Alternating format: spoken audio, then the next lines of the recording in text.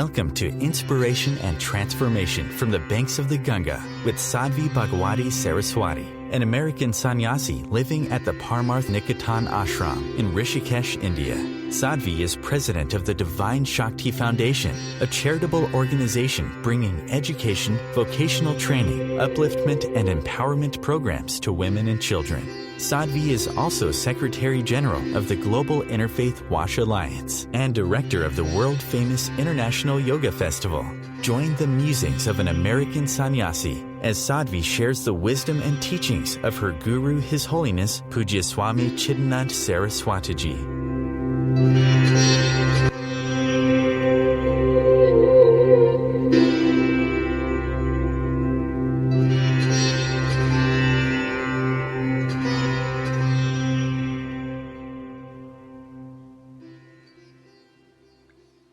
Welcome to this week's Inspiration and Transformation from the holy banks of Mother Ganga, the flowing, sacred Ganges River, as she flows forth from the Himalayas, carrying with her life, divinity, and liberation. It's so wonderful to be with you all today, my evening, your morning, where we come together for this sacred time of inspiration and transformation. Take just a moment, wherever you are. Close your eyes if it's safe for you to do so, and allow yourself to access, to touch that place in you that is ready to be transformed, that place within you with just a bit of illumination and inspiration can transform not only your life, but rather your experience of your life. So much of what ails us is not actually our lives, but our experience of our lives. It is that which we need to be transformed. So take a moment and just access that place waiting to be inspired and illumined, that place ready to be transformed.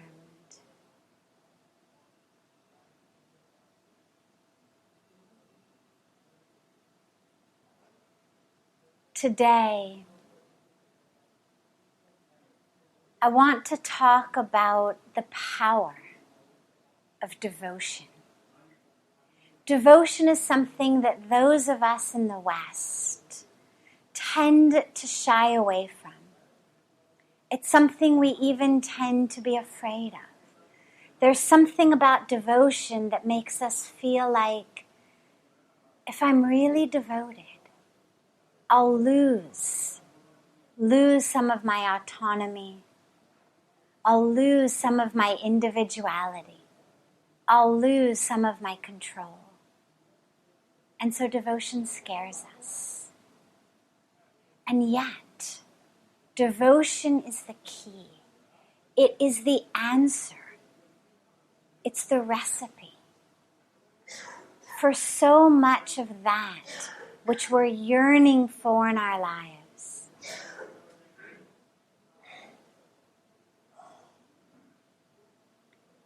Devotion is the answer. It's the key to that which we are yearning for in our lives. Connection, love, meaning, fulfillment, security, grounding, centering. As we run from devotion, as we try to hold on so tightly to our own sense of individuality, to our own sense of control, to our own sense of separateness,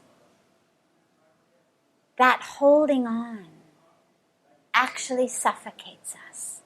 It actually becomes the jail, the prison, in which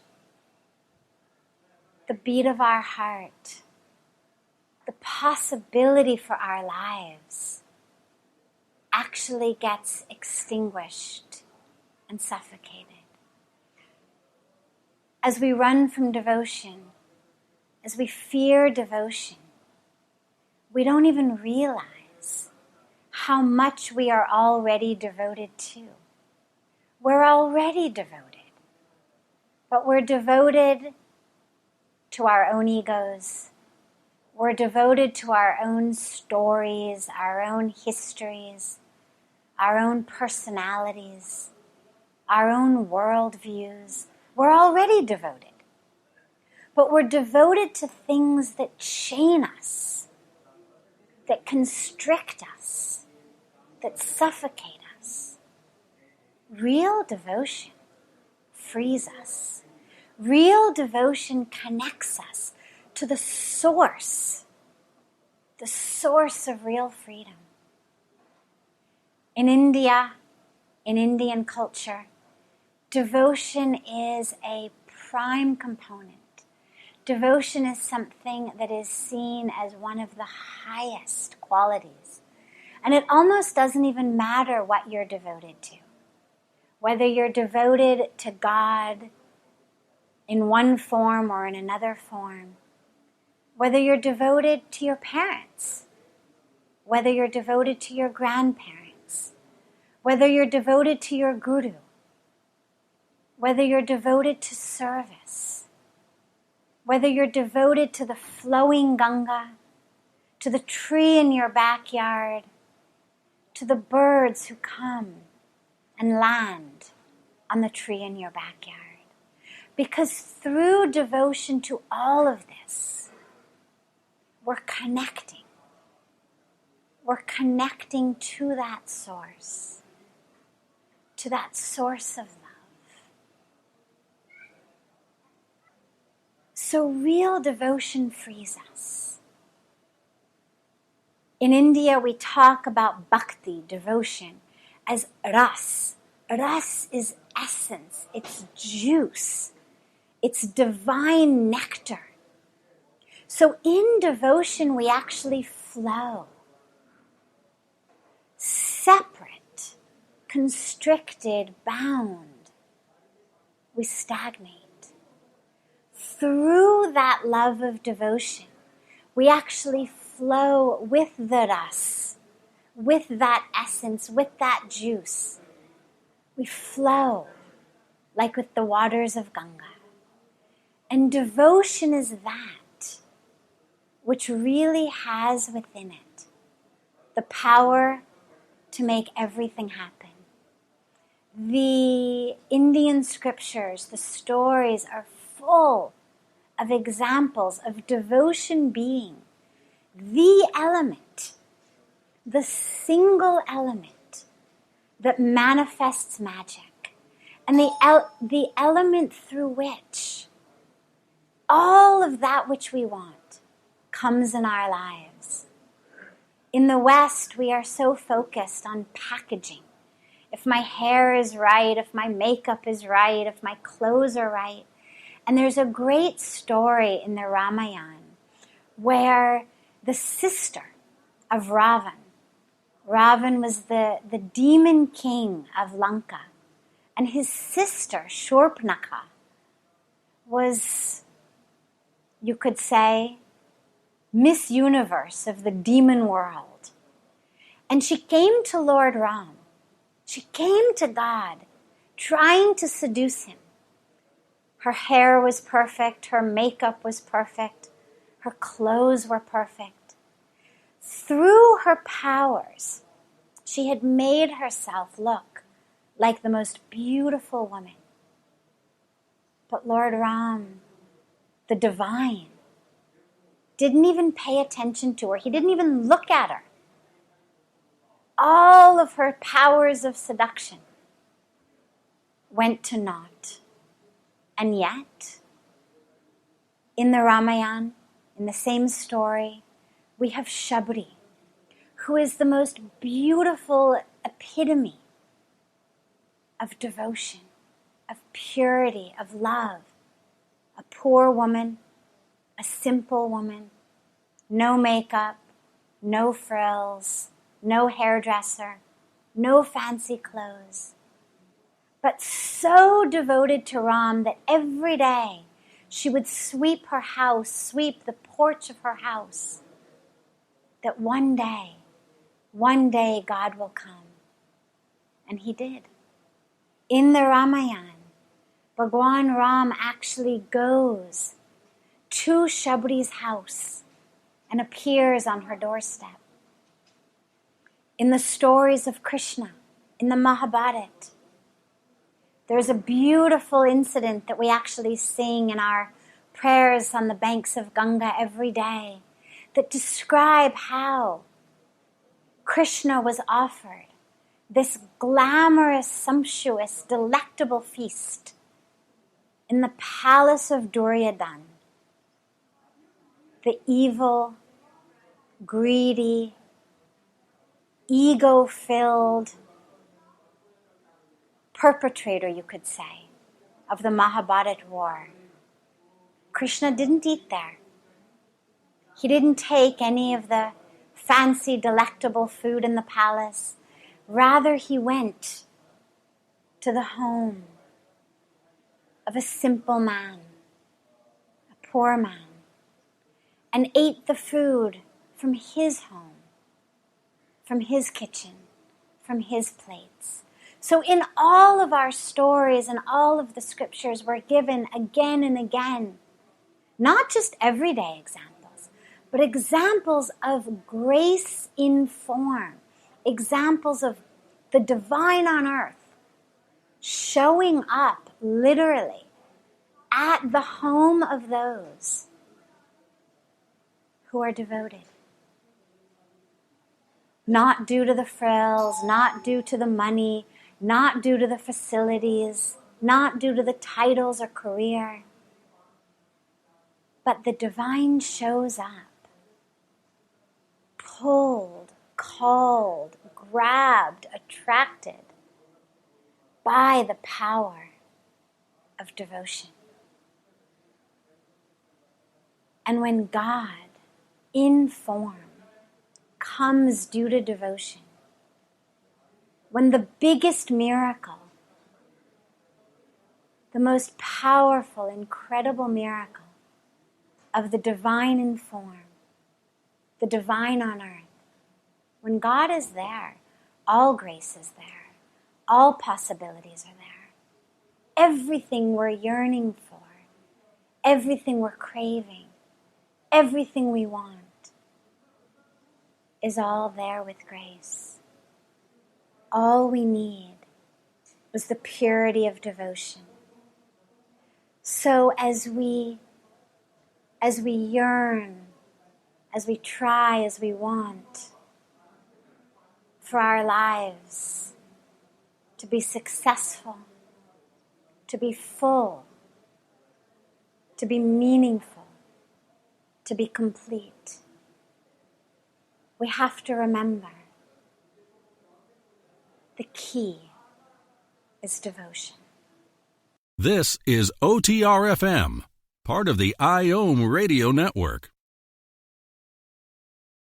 As difficult as it is to believe, there are places in Africa where human traffickers sell albino children and their body parts for use in magic rituals. Humanity Healing International is actively working in Uganda to change this paradigm. The Albino Rescue Project finds albino children who are at risk and places them in safe schools and environments where they can learn and grow free from fear. To learn more or to sponsor a child, visit humanityhealing.org. Humanity Healing is where your heart is.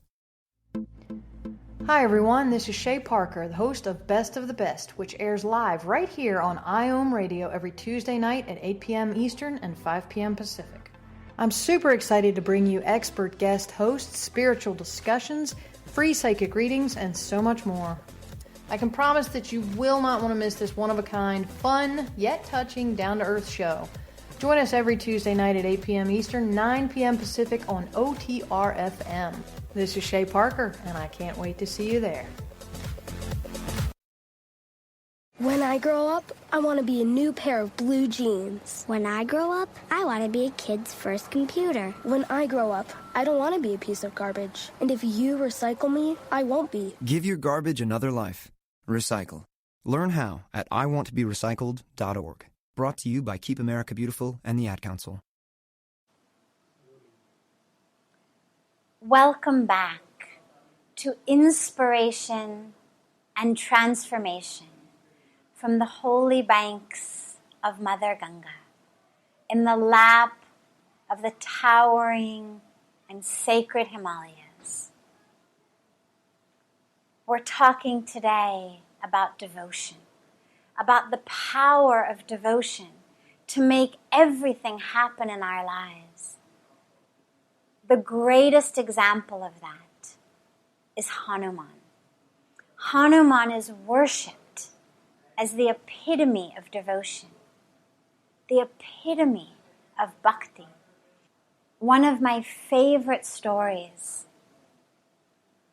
from the life of Hanuman, from the beautiful Ramayana, is after the war in Lanka, where Sri Ram, the divine in form, conquered the evil king, Ravan.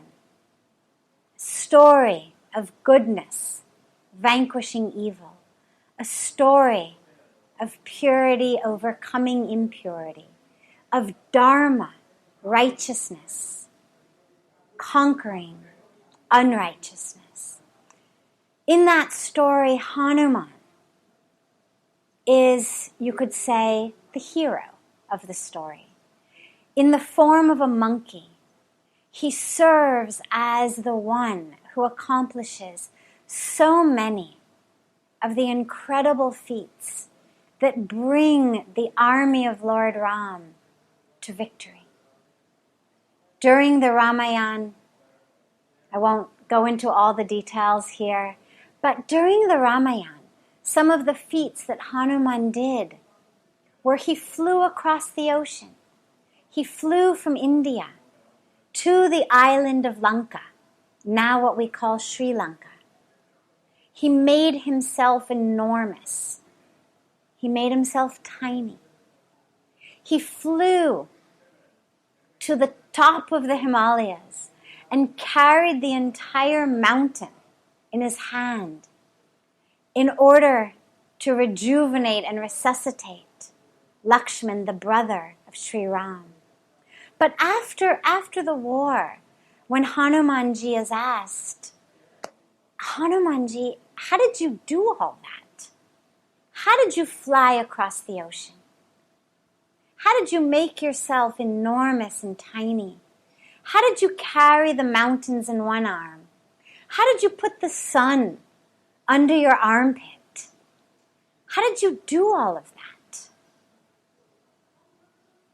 Hanuman, he didn't say, oh, well, I've got this great tonic, or I've been working out at the gym, or, well, I went to this very special skills training program. I got a degree in river crossing, ocean crossing, mountain carrying. He didn't say, I was top of my class in personal size control. Nothing like that. Nothing that he did. His answer, I just close my eyes and I take Lord Ram's name, and it happens. It happens. I just take the name of God and it happens. That's the miracle. That's the miracle of devotion. It's not about what am I doing? What am I accomplishing? How strong am I? How talented am I? How great am I? What are my skills, my abilities? It's about how deeply can I just take God's name and leap.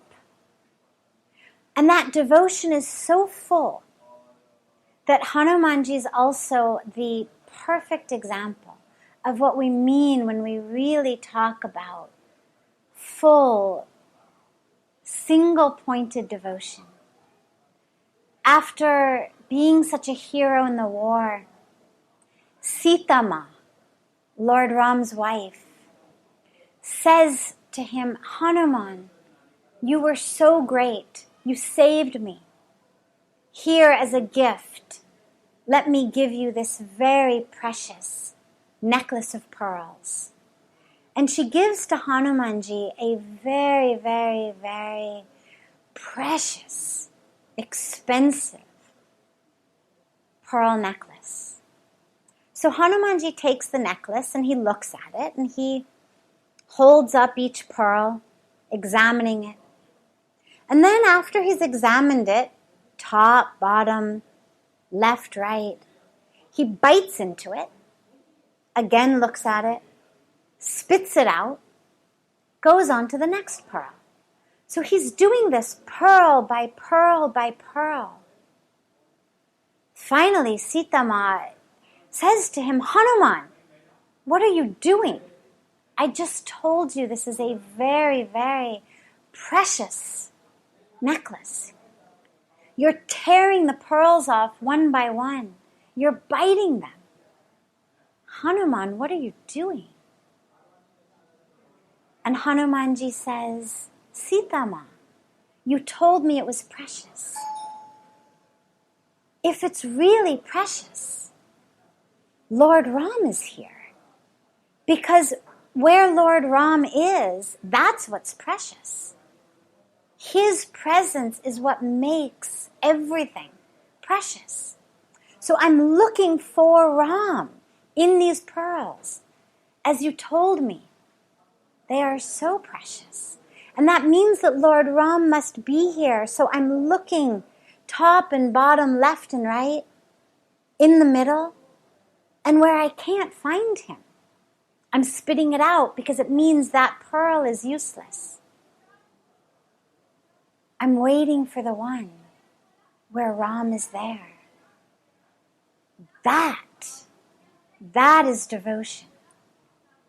That is the single-minded devotion. And again, it doesn't matter what we're devoted to. Doesn't have to be Ram.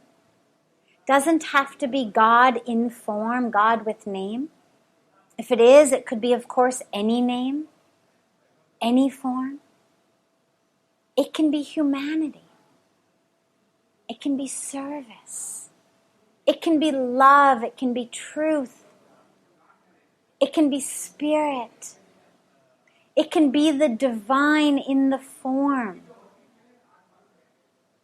of one I love. And through loving that one, the love spreads and I love all.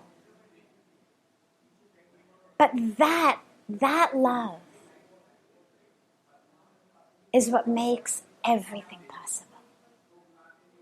So many people ask about vairagya, which is non-attachment, detachment from the things in life that bind us and chain us. But typically on a spiritual path, when we're embarking on a path of non-attachment or detachment, what we do is we push life away. So it becomes, I'm not thinking about money. I'm not thinking about pleasure. I'm not. But by not thinking about it, it's just as much a part of my psyche. Because now my psyche has become not thinking about money, not thinking about possessions, not thinking about desires. It's still there. It's still present. All I've done is I've turned thinking about into not thinking about.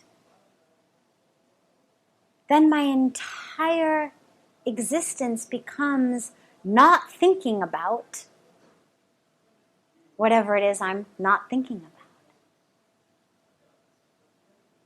Vairagya is much deeper than that. It's not a pushing away. Vairagya, in the scriptures in which these virtues are personified, Vairagya is actually the child of Bhakti. Bhakti is the mother of Vairagya.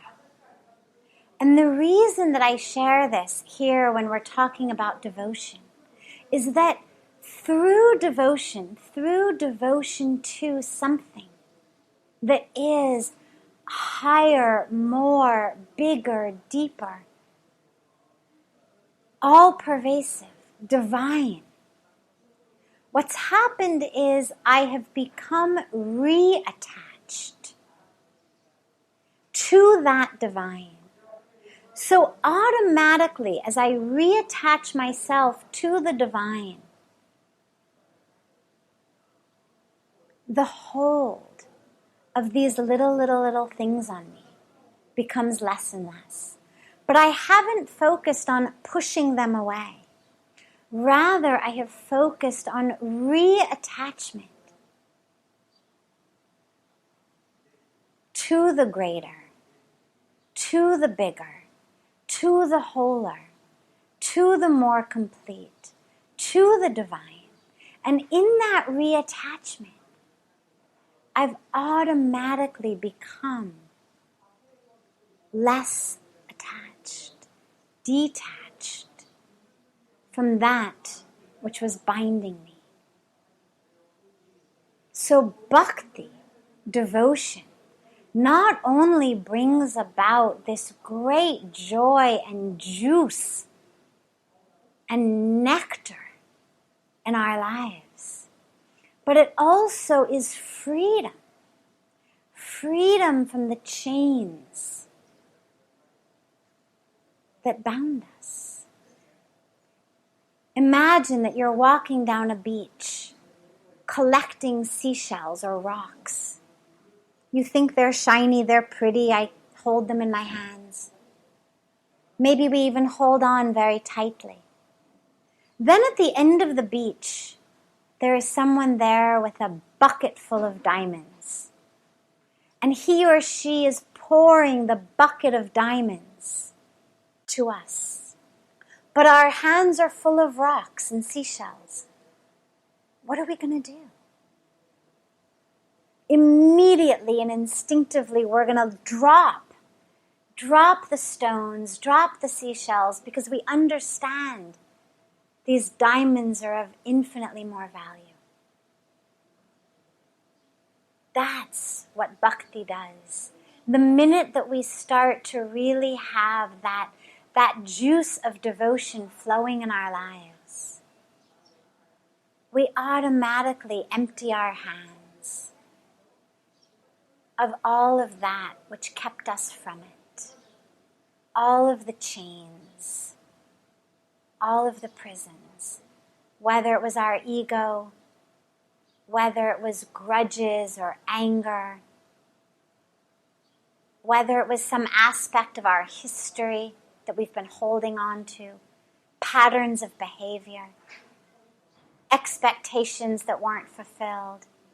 Whatever it is, we let it go because there's no room. There's no room to simultaneously hold on to grudges and anger and misconceptions and my identity as I think it is, and to flow in the river, the ocean of devotion. And when we realize and we experience how much more valuable on every level the devotion is, we automatically let go of the rest. Not because I've had to push it away, not because I've got a sticky note that says I will not get angry, but simply because in every moment I have a choice of the presence of love, the presence of devotion, or the presence of anger. Just like I have a choice between the diamonds and the seashells. And so we let go of the rest. And it happens automatically. We don't have to push it. We don't have to grit our teeth and dig our fingernails into our palms because we're wanting to be angry so badly, or we're wanting to have a grudge so badly, or we're wanting to hold on to our ego so badly. What we're wanting so badly is to let that river just flow more and more. What we want so badly is to melt and merge more and more into that river. What we crave is for the boundaries of the self to dissolve more and more. And as that becomes our experience and our yearning in our life, the rest automatically loses its hold on us.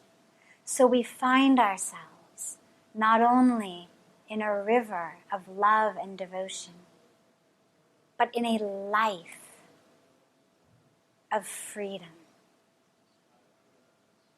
That is the gift of devotion. This is OTR-FM, part of the IOM radio network. Being a radio host on IOM FM allows you to build your show on a rich platform with the power of the internet to fulfill your outreach goals and connect with a very specialized and global online audience, unlimited by time and distance. OMTimes Radio will provide you with web relevance, a recognizable conscious brand, and with the standard of excellence that has accompanied every single OMTimes endeavor. Host your show with OMTimes Radio Network.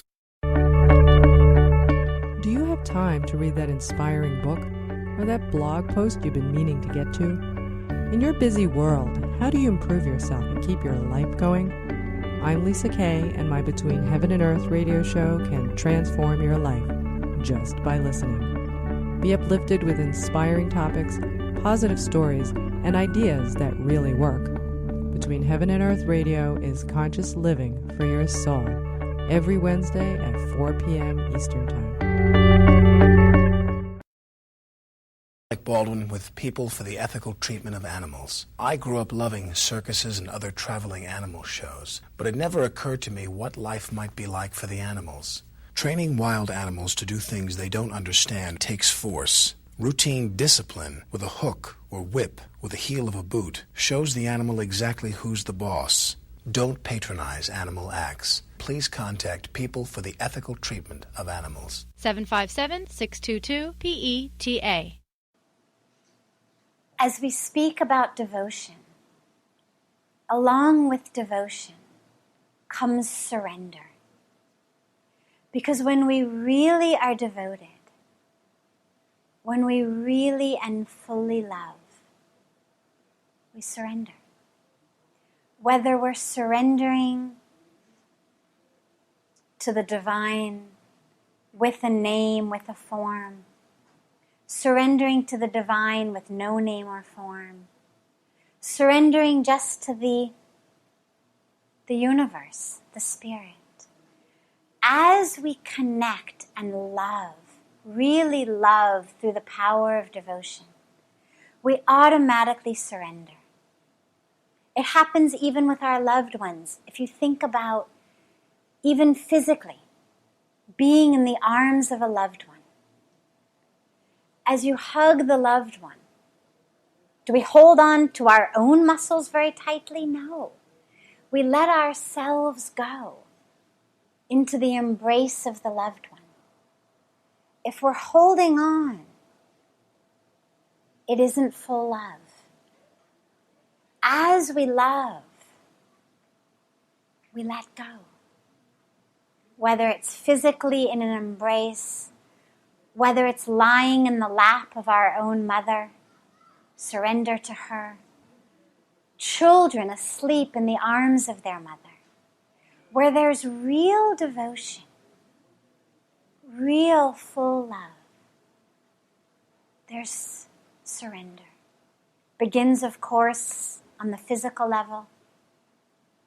We surrender the muscles of our body to the arms, the lap of our loved one. But when that devotion is for God, again, any religion, any culture, it doesn't matter. It doesn't matter how we think about the divine, how we worship the divine, how we connect with the divine. It doesn't matter. But as we connect, as we love, as we really love, we automatically surrender. And surrender is something I mentioned earlier, that devotion is something that's very difficult for those of us from the West. And surrender also is even more difficult, because surrender makes us feel like somehow I'm giving up control, that somehow I'm losing something. All we lose when we surrender,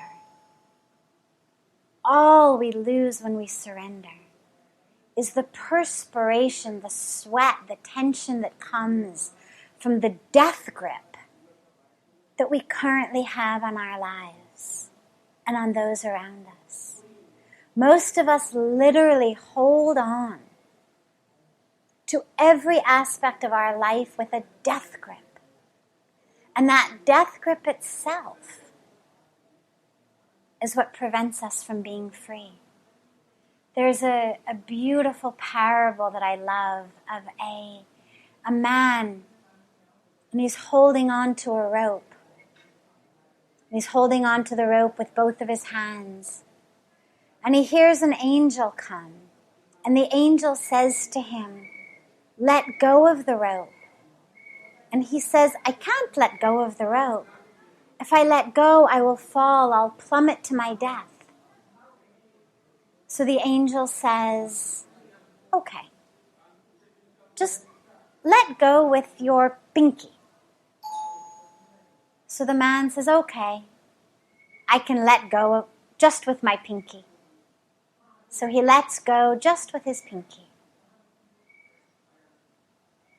Little while later, the angel gets him to let go with his ring finger.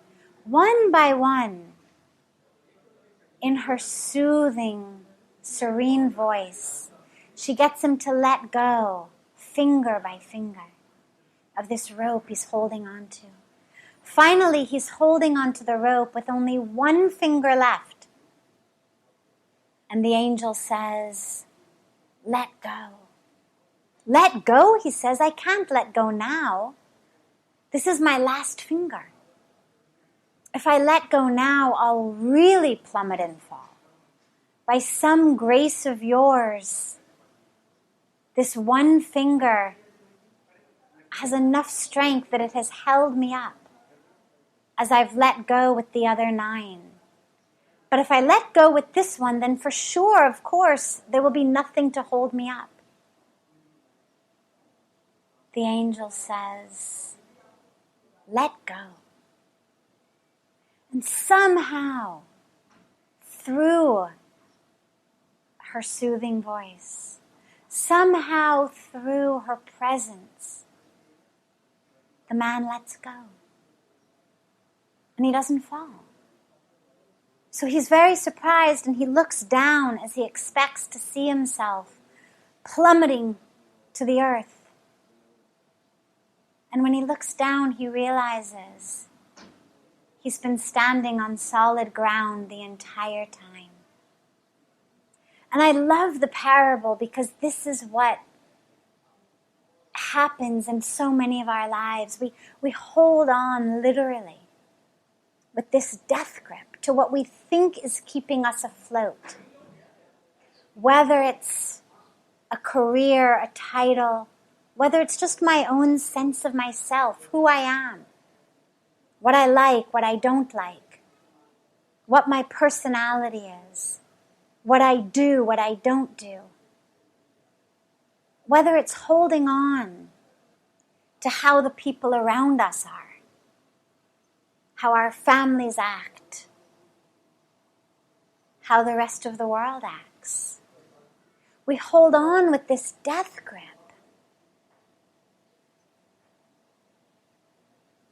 And for so many of us, we never realize that actually we were on solid ground the whole time. We've been held, supported, nourished, nurtured, carried. Not by a solid cement or asphalt ground, but by literally the nourishing, nurturing arms of the divine. If a tree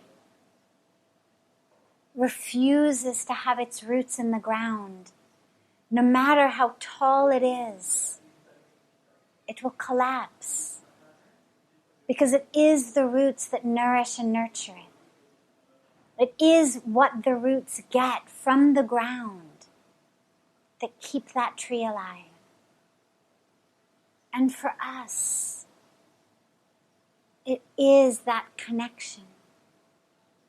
Again, however we call it, whatever name, it doesn't matter.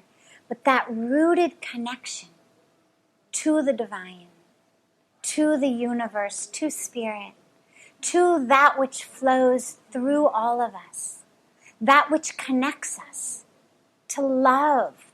Love is the energy. It is the spirit.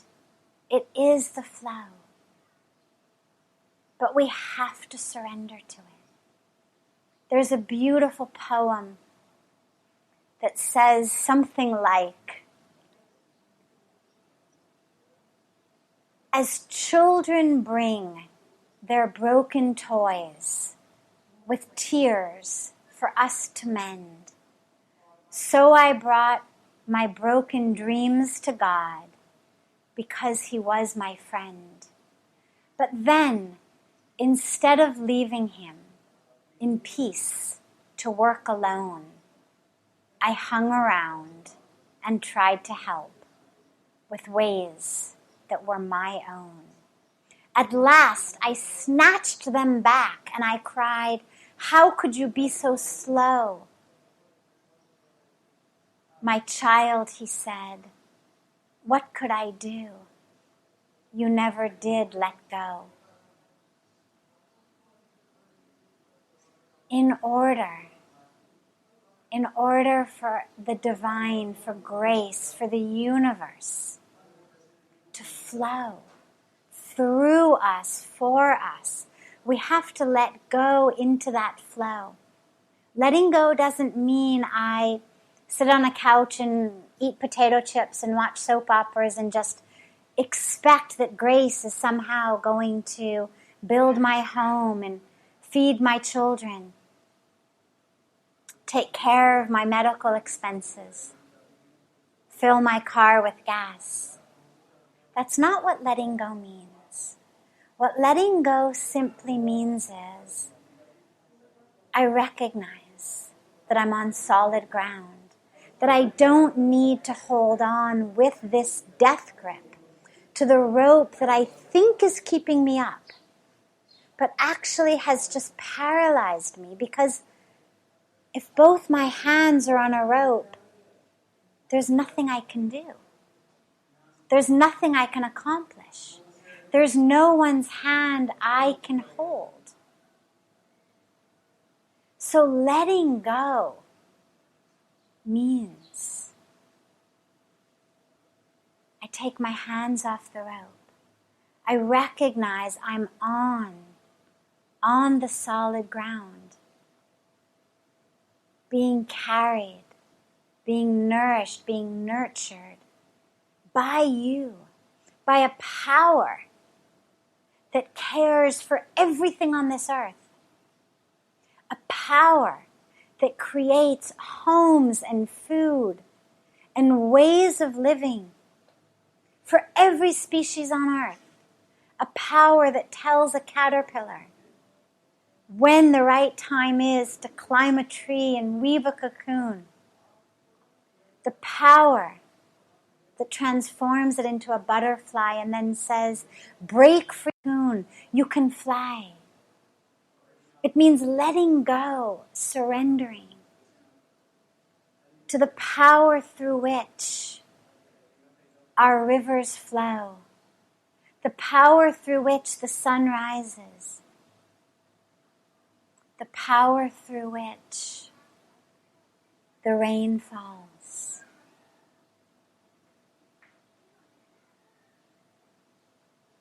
The power through which my own food is digested, my own breath, even when I don't remember to be aware of it, even when I'm not mindful.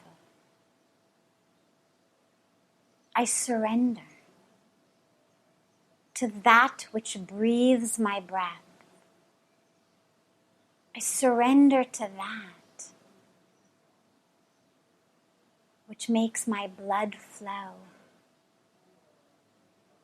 like the water flows in the river. And I know that like everything else in creation, I too am being cared for. The only thing that is needed is for me to let go of that rope, let go of that death grip, let go of the stones in my hands that are preventing me from opening my hands to receive the diamonds.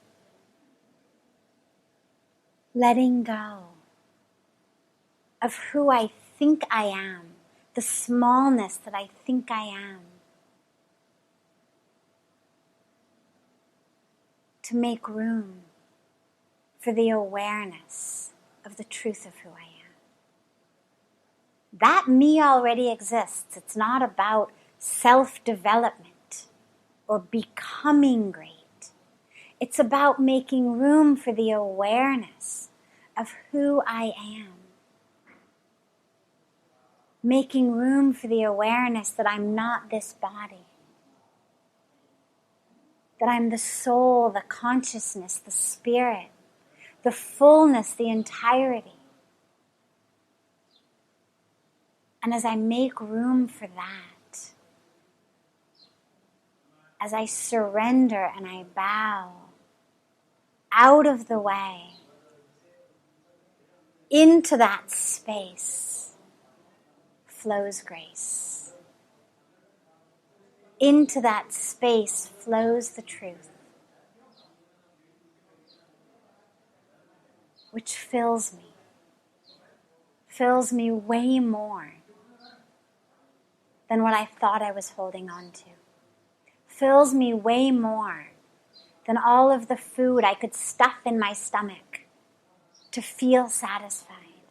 Way more than all of the things I could buy to feel satisfied.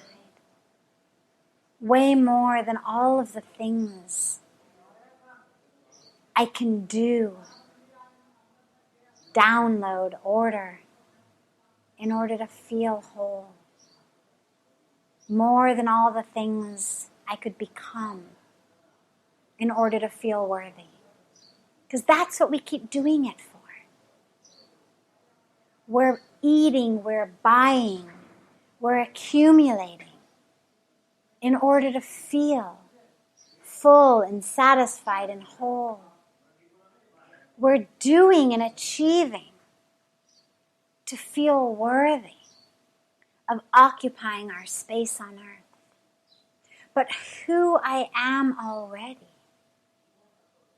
not due to some greatness of the small self, not due to the body where it's been its 45 years on earth. Not that. but who I am as an embodiment of, a manifestation of the divine is so full and so complete and so whole that suddenly I'm able to let go of my attachment to the rest. And again, it doesn't mean I stop doing. Rather, I do even more. I give even more.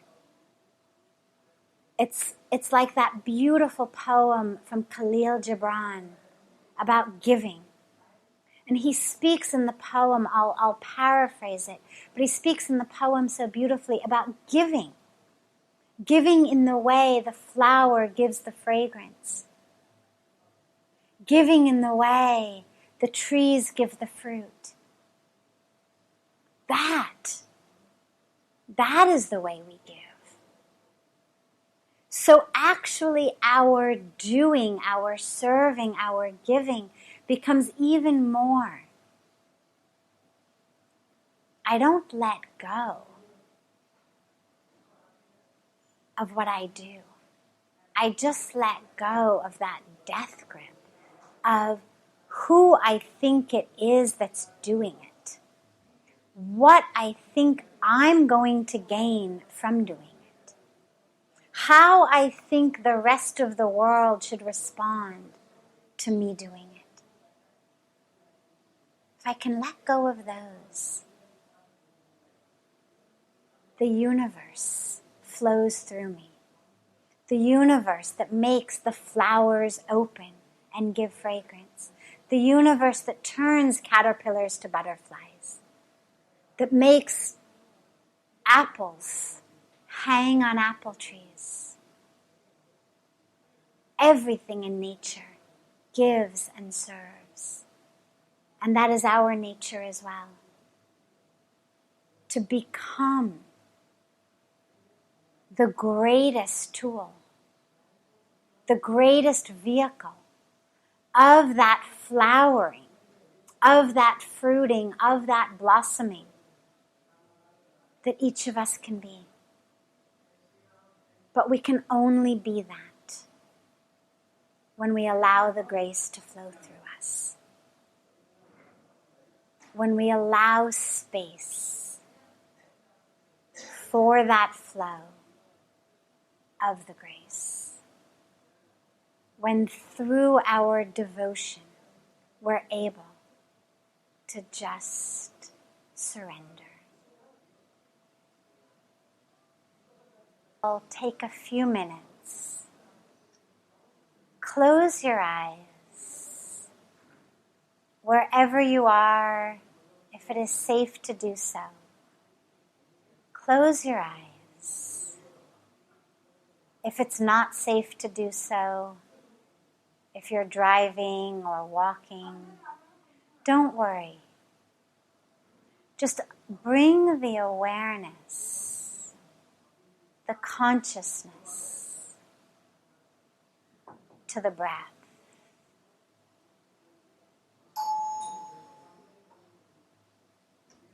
Notice the way the breath breathes itself as it flows in and flows out.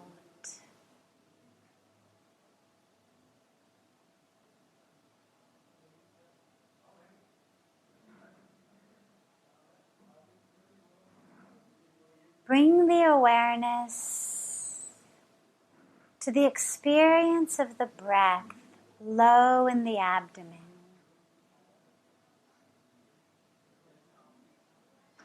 Notice the way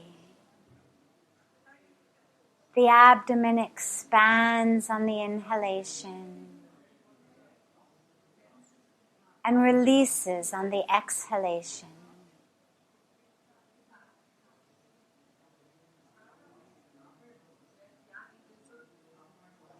As the breath flows in and out, allow the awareness to just merge with the breath as like a wave it comes in and it goes out.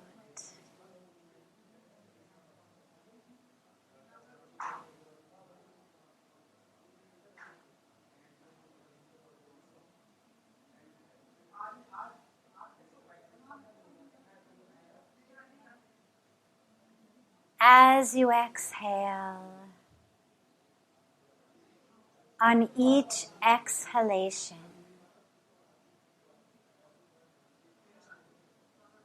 allow yourself to just let go. More and more. This is OTR-FM, part of the Letting go on each exhalation. Becoming freer and freer.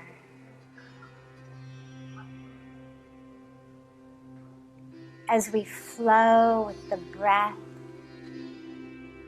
of the universe.